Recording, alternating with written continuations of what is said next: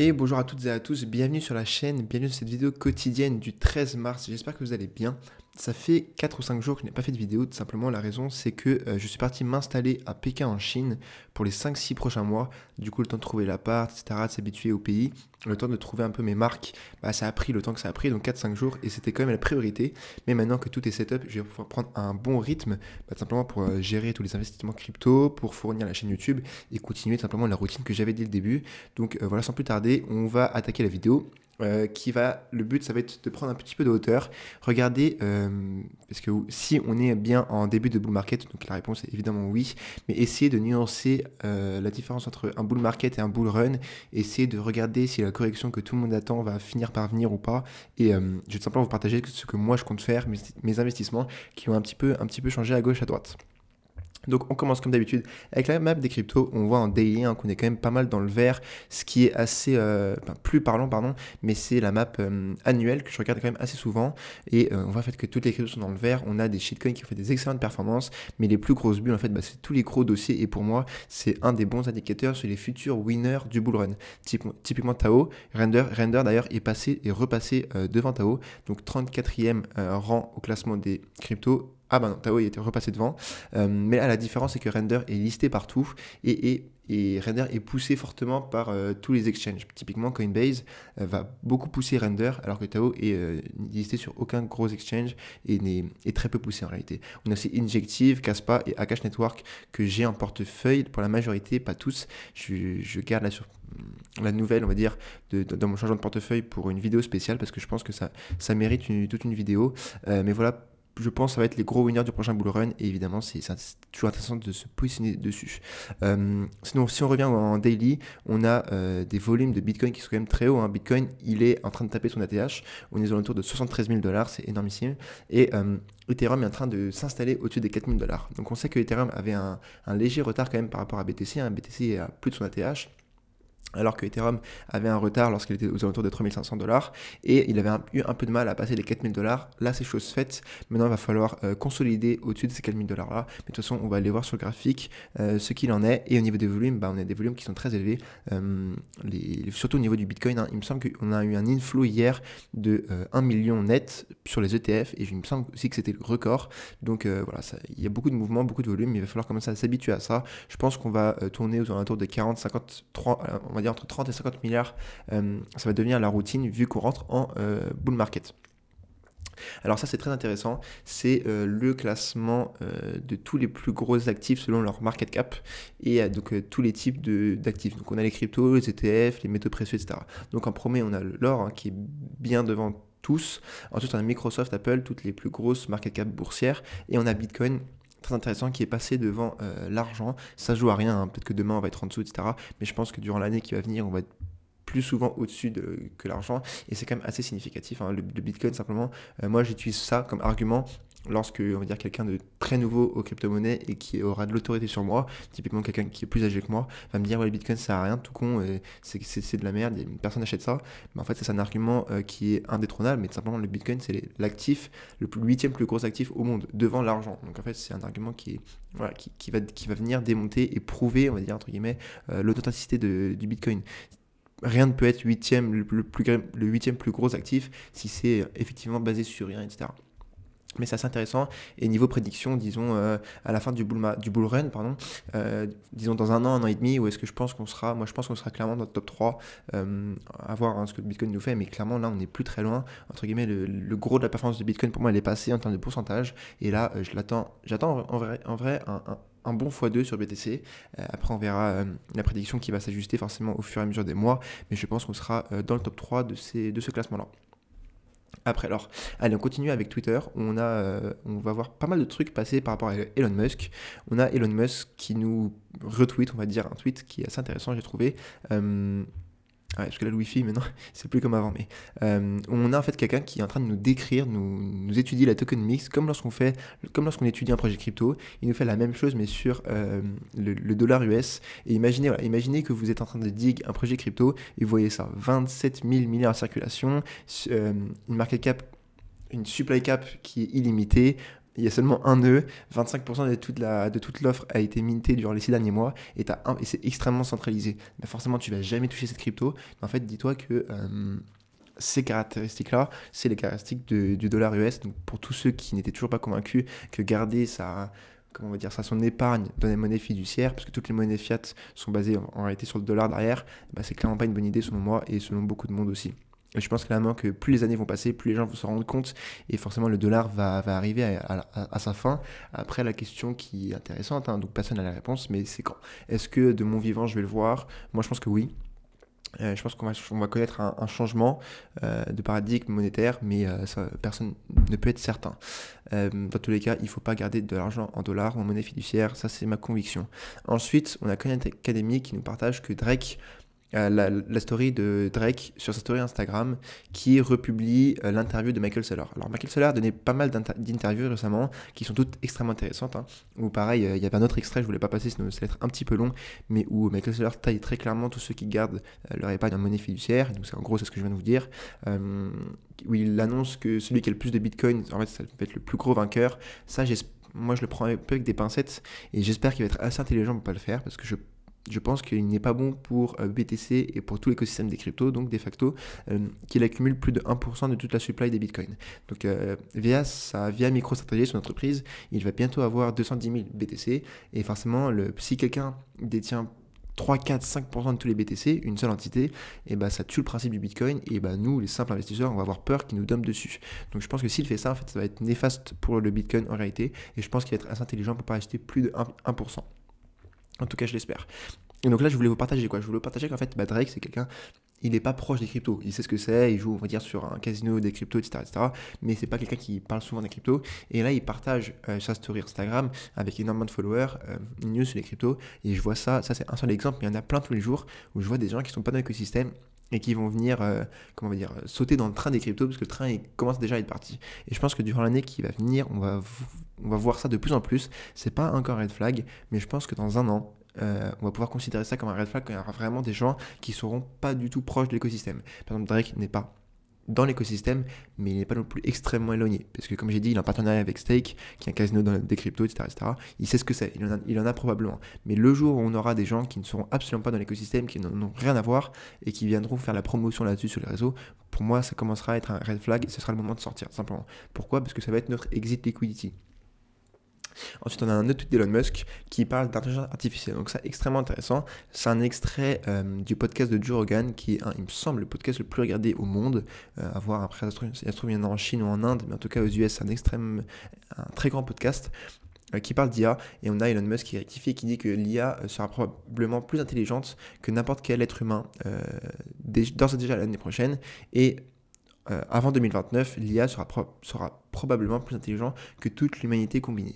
Alors ça, extrêmement intéressant comme prédiction, assez bullish, peut-être trop bullish comme prédiction, mais moi je vais dans son sens. Clairement, je pense que l'IA a une courbe de progression qui est exponentielle pour l'instant, et que, je sais plus la stat, c'est le nom d'une loi où toutes les choses se multiplient par 2 tous les 10 mois ou un truc comme ça. Et donc je suis d'accord avec lui, je pense que dans l'année qui va venir, ou dans peut-être 2 ans, l'IA sera plus intelligent que l'être humain. Je pense que clairement, de mon vivant, ou dans les 5 prochaines années, on va connaître l'AGI. J'en ai déjà parlé dans ma vidéo sur Cubic, mais la General Artificial Intelligence, où en fait une intelligence artificielle aura un semblant de conscience et pourra être autonome, on va dire. Et à ça, moi j'aimerais bien faire le parallèle avec la crise Internet, parce que je vois beaucoup de personnes, notamment des acteurs en bourse, qui comparent le graphique du cours d'NVIDIA avec le cours de Cisco, il me semble, et qui disent que NVIDIA est en top de bulle, et que la bulle IA va bientôt exploser, et qu'on va manger moins 40% sur tous les marchés financiers. Alors oui, on a un surchauffe de partout, probablement qu'on va corriger, mais est-ce qu'on est au top d'une bulle? Moi personnellement, je ne pense pas. Et après, est-ce que la bulle IA elle va forcément corriger un jour, mais est-ce qu'elle va exploser et disparaître? Moi je ne pense pas, parce que derrière, le cours de bourse d'NVIDIA, c'est une boîte qui est extrêmement profitable, qui a un cash flow de dingue. Okay, c'est pas n'importe quelle boîte qui avait juste mis .com à l'époque. De 1 et de 2, je pense que l'IA sera au moins aussi révolutionnaire que l'Internet a été dans les années 2000. Et donc forcément, quand il y a une vraie technologie qui est breakthrough, comme on dit ça, une vraie technologie qui est une révolution pour l'humanité en vrai, et forcément je pense que ça va amener les cours boursiers et les actifs concerné beaucoup plus haut que ce qu'on est actuellement. Parce que le bilan de dire tout ça, c'est de dire que moi, mes positions en IA, je les garde parce que je pense qu'on n'est pas au top d'une bulle du tout et je pense qu'on n'y est vraiment pas. Donc c'est pour ça que moi, j'ai mise beaucoup sur l'IA et on va voir si j'aurai raison dans quelques années. Ensuite, on a encore une fois Khan Academy qui nous partage la news que le wallet Phantom passe devant MetaMask dans le classement de l'App Store. Donc dans l'App Store, vous voyez tout ce que c'est, hein, mais les apps crypto connaissent un grand boom. On avait Coinbase qui était passé de la, je sais plus, 200e place à la 70e place, un truc comme ça. Et là, on a Phantom qui passe devant MetaMask. Et je pense que ça va être une tendance de ce bull run là. En fait, on aura tous les nouveaux entrants qui vont non pas aller sur MetaMask comme moi je l'ai fait. Hein. Moi, quand j'étais un nouvel entrant en bull run 2021, j'étais l'exit liquidity de tous ceux qui étaient là avant, comme beaucoup de monde. Mais j'étais allé sur MetaMask et j'étais allé jouer sur la blockchain ETH, etc. Mais je pense que ça va devenir trop cher. Et ça l'est déjà en fait, ça l'est déjà trop cher. S'il n'y a pas de solution avant le bull run là, je pense que ça va être trop cher. Et je pense qu'il y aura beaucoup d'activités. En tout cas, tous les nouveaux entrants, ils vont aller sur la blockchain Solana. Parce que les transactions ne coûtent rien, c'est beaucoup plus simple, c'est beaucoup plus rapide. Et même Phantom est plus simple à prendre en main que MetaMask. Bien que MetaMask ne soit pas extrêmement compliqué, Phantom et globalement tout l'écosystème Solana est beaucoup plus simple. Donc moi qui ne suis pas un grand fan de Solana, est-ce qu'au final ce serait pas plutôt bullish pour le projet? Bah franchement si. Et j'avais eu un débat avec un ami de est-ce que Solana sera toujours dans le top 5 à la fin du prochain bull run. Grande question, évidemment j'ai pas la réponse, mais je pense que c'est un bon point qui va dans ce sens en tout cas.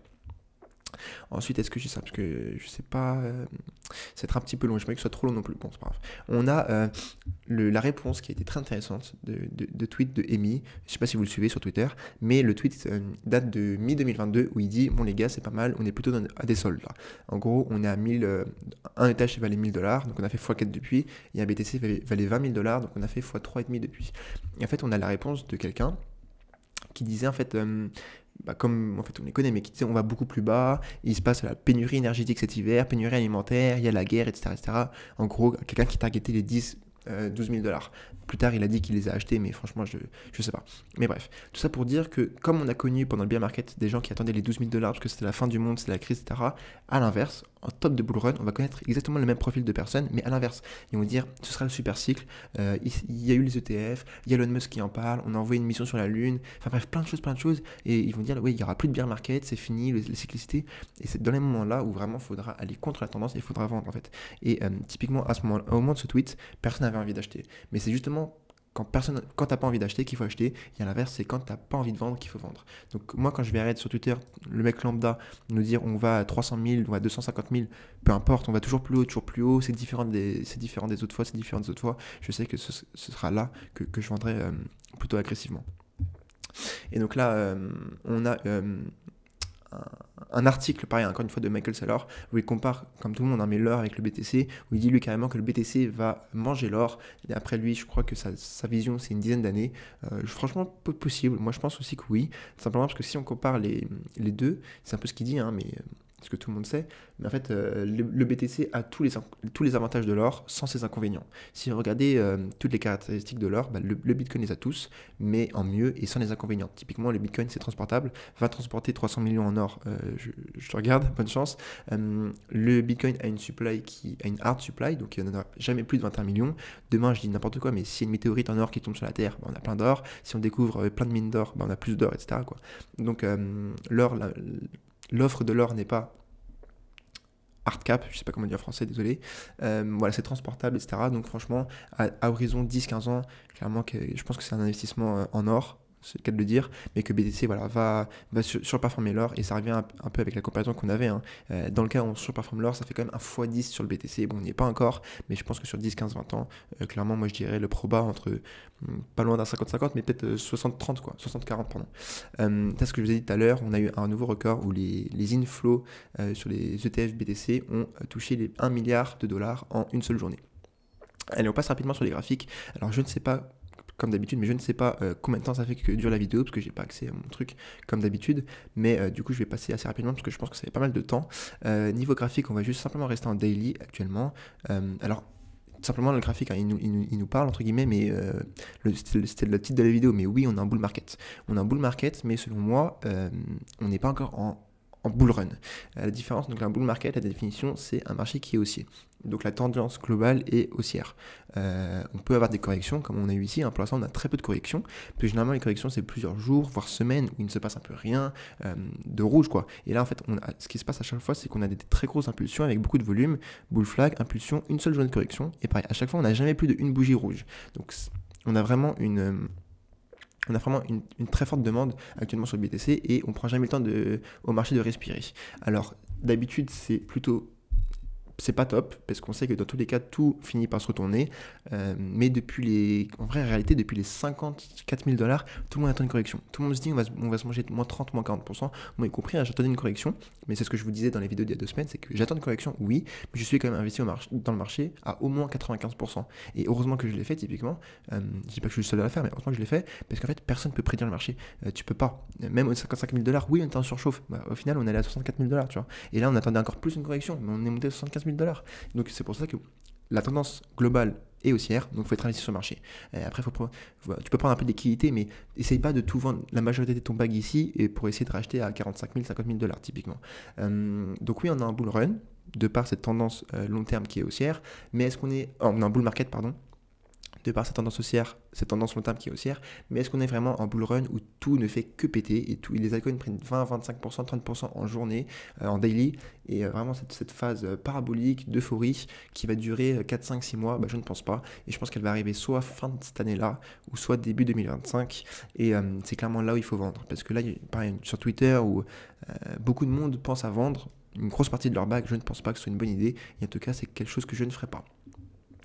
Une des raisons de pourquoi je la ferai pas aussi, c'est parce que moi, mon bag, comme beaucoup de monde, mais est composé uniquement d'altcoins.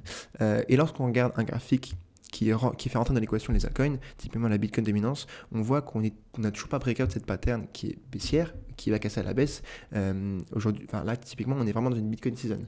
Le Bitcoin est extrêmement fort, c'est lui qui prend toute liquidité, et on n'a toujours pas connu notre vraie alt season, où on a d'abord les grosses market cap qui pump, et ensuite tout qui se déferle dans le classement coin market cap, et c'est là où les plus gros gains sont faits. Parce que je rappelle, pour que le Bitcoin se valorise un petit peu, et tu prends le même cash inflow et tu le mets dans une crypto qui a une plus petite market cap, le rendement va être bien plus élevé. Ok. Et si on regarde un petit peu ce graphique en weekly, regardez à quel point on est haut, et typiquement pour vous donner un ordre d'idée, moi c'est ma prédiction actuelle, je dis pas que j'aurai raison, mais c'est ce que je pense qu'on ira au niveau des 25-30%, donc on a encore tout ça à faire, tout ça de Bitcoin dominance à perdre, et plus on descend sur la Bitcoin dominance, plus les altcoins vont récupérer de la liquidité et vont augmenter. Ok. Donc en gros, tout ça pour dire que c'est pas vous donner de l'opium, mais vraiment le plus beau reste à venir, quoi. Restez bien focus sur le marché, il faut continuer à suivre cet investissement, il faut être bon, hein. En réalité c'est une guerre, c'est vous contre moi, hein, en vrai, mais il faut être bon, et si on est bon, je pense qu'il y a beaucoup d'argent à se faire, et c'est vraiment un effet de levier de dingue sur nos investissements d'une vie, quoi. Le cycle qui arrive, l'année et demie qui arrive, le plus beau reste à venir, et voilà, on va essayer de tout faire pour en profiter le plus possible. Donc graphiquement, allez, je trace un peu, mais Ethereum est en train de stabiliser au niveau des 4 000 $, c'est bien, donc là on a bouffé tous les ordres de vente qui étaient au niveau des 4 000 $, parce que c'est une barrière psychologique, et maintenant on attend que... Alors j'allais dire que la news de l'ETF allait se price, mais en fait est-ce qu'elle va se pricer? Je ne sais pas, alors qu'on voit qu'on est dans une énorme tendance haussière, hein, mais en fait les analystes sont beaucoup moins confiants sur le fait que l'ETF ETH soit accepté par rapport à l'ETF Bitcoin. Donc est-ce qu'on va pas connaître une grosse déception sur ETH lorsque on aura l'annonce que l'ETF va être refusé? C'est possible, mais bon, c'est pas tout de suite, et moi dans tous les cas je n'ai pas d'ETH, donc je préfère que l'ETH monte, simplement parce que si l'ETH monte, les altcoins vont monter avec lui. Ensuite, aussi intéressant, qu'on suit évidemment beaucoup, c'est Tao Bitensor. Alors Tao Bitensor, comme je l'avais dit dernièrement, mais quelque chose qui est flagrant sur le graphique, c'est simplement les mèches. On voit qu'en fait le prix, la variation intraday de Tao est énorme en fait, et beaucoup plus grande qu'avant, je trouve. Et on se fait rejeter vraiment assez violemment à chaque fois, on a vraiment beaucoup de mal à pumper comme avant, je trouve. Et je ne suis pas sûr parce que j'ai pas de data on-chain, mais moi je pense que, je vais dire, il est possible que ce soit des exchanges qui aient listé Tao, mais seulement sur le contrat futur, et en fait qui shortent le prix de manière dingue, simplement pour gagner de l'argent dans le cas il baisse, mais en fait, qui vont manipuler le cours de Tao à la baisse pour pouvoir continuer à accumuler des Tao et à se fournir leur bague de spot.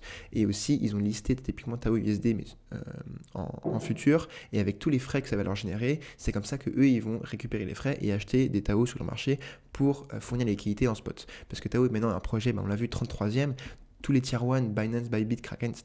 ne peuvent pas, selon moi, aller dans le bull run sans avoir en spot un projet qui va être top 20, tu vois. Et du coup, il va être obligé de mettre la main à la poche pour pouvoir acheter, je sais pas, 20, 30, 40 millions de Tao juste pour fournir la liquidité disponible. Et donc, selon moi, je pense qu'il y a une manipulation de marché pour garder le prix du Tao assez bas parce qu'on a vu que tous les cryptos, tous les projets IA ont bien pump et généralement, enfin, en tout cas, durant toute l'année qui est passée, mais la tête de Gold de tous ces projets-là, c'était Tao. Et depuis que c'est listé en contrat futur, et il n'a pas pump comme les autres. Mais dans tous les cas, je m'en fais pas. Et je suis allé regarder les order books qui sont quand même bien moins remplis qu'avant. Je vais aller regarder que sur Mexi, parce que c'est là où il y a le plus de volume, mais typiquement avant, là c'est quand même assez chargé, mais avant c'était il y a 2 semaines, on avait un mur de vente de plus de 2 millions de dollars sur les 750, et pareil 2 millions de dollars sur les 800. Donc là on voit ils ont été un petit peu attaqués. Après, forcément, plus on va s'en rapprocher, plus il y aura des ordres de vente. Mais je pense qu'il y a quand même moins de résistance à la hausse